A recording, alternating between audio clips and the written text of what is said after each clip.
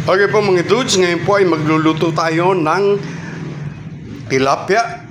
Ayan, 2 piraso po yan. Pero mamaya po ay hihiwain natin yan sa 3. Iluluto po natin yan sa kamatis at kalamansi. Ayan. Lalagyan po natin ng luya, sibuyas, siyempre siling pansigang, at para po may gulay, lalagyan po natin ng repolyo at ng pechay Tagalog. Okay po mga dudes, at ipiprepare na natin ang ating mga ingredients.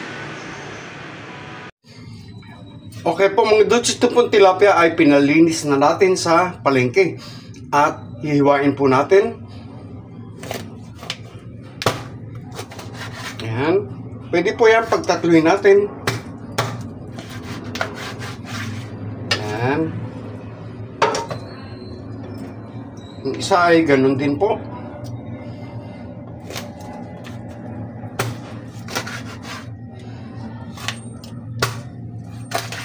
Okay. Ayan po. At syempre, hugasan din po uli natin.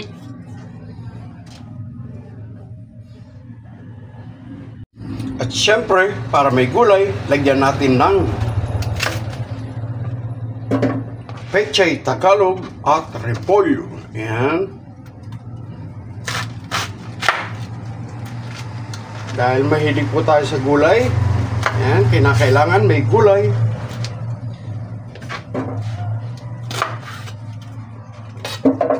Sunod naman po natin yung ating kalamansi at kamatis. Yung pong ating kalamansi. Ayan. Iwa-hiwa lang po at ating pipigain para tanggalin yung ating or yung buto ng ating kalamansi.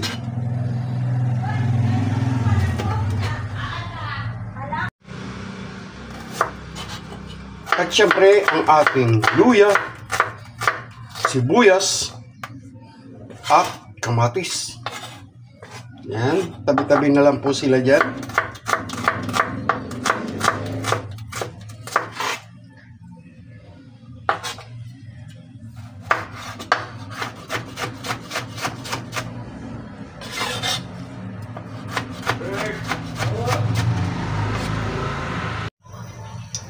Okay po mga dudes, yan po at nagpainit na tayo ng ating salangan.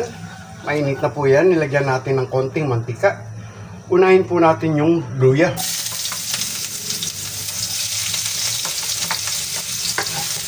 Yung iba po ay direktang isinisigang na po o niluluto yung tilapia, pero po tayo ay igigisa po natin.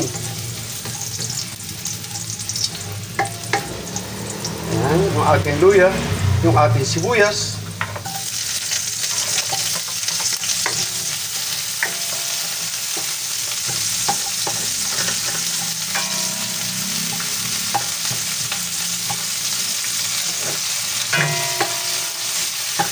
Mura po ang kamatis ngayon, kaya maraming kamatis ang ating inilagay.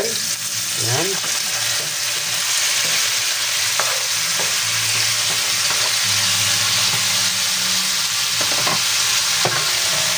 Hintayin lang po natin na maluto ng todo yung kamatis para lumabas yung kanyang katas.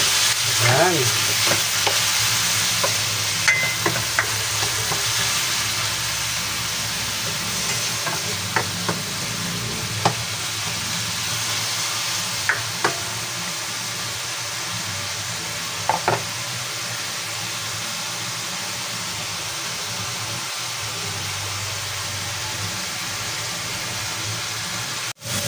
Kaya po mga dudes, yan po.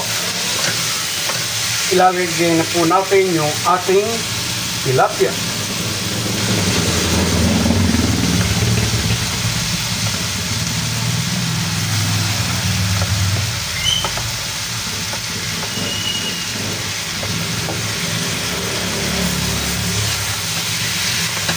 Ayan.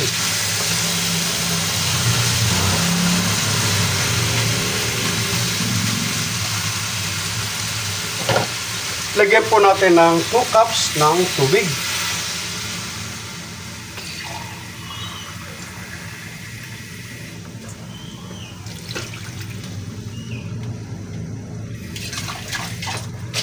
Hintayin po natin siya na makuluan.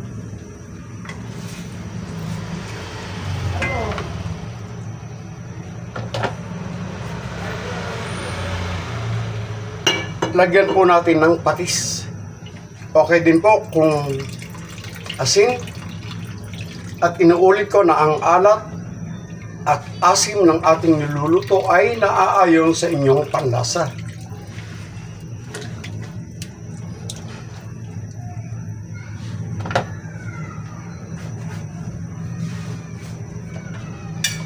Takpan po muna natin para makuluan ng todo. Okay po mga dudes, tignan na po natin. Ayan po, nagkukuluan na. Ilagay na po natin yung ating siling pansigang at yung isang labuyo. Pinutol ko po yung isa. Ayan. At ilalagay na rin po natin yung ating kalamansi. Ayan.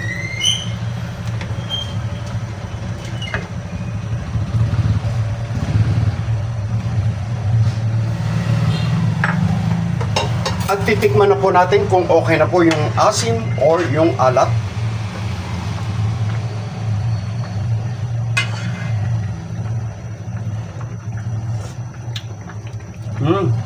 So yummy! Sarap! Tama-tama po yung asim at saka yung alat. At ilagay na rin po natin yung ating gulay. Ayan. Optional po ito kung hindi kayo mahilig sa gulay. Pero since mahilig po ako sa gulay, kaya nilagyan ko po ng gulay. At syempre, yung ating repolyo.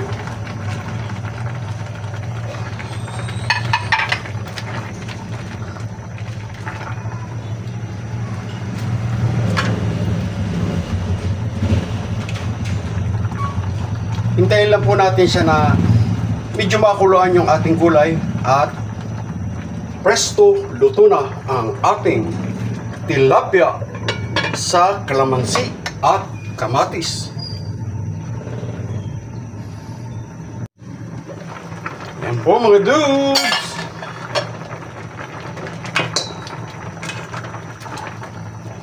Luto na ang ating tilapia sa kamatis at kalamansi. Ayan.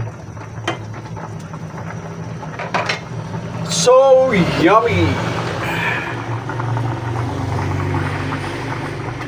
Happy eating mga dudes!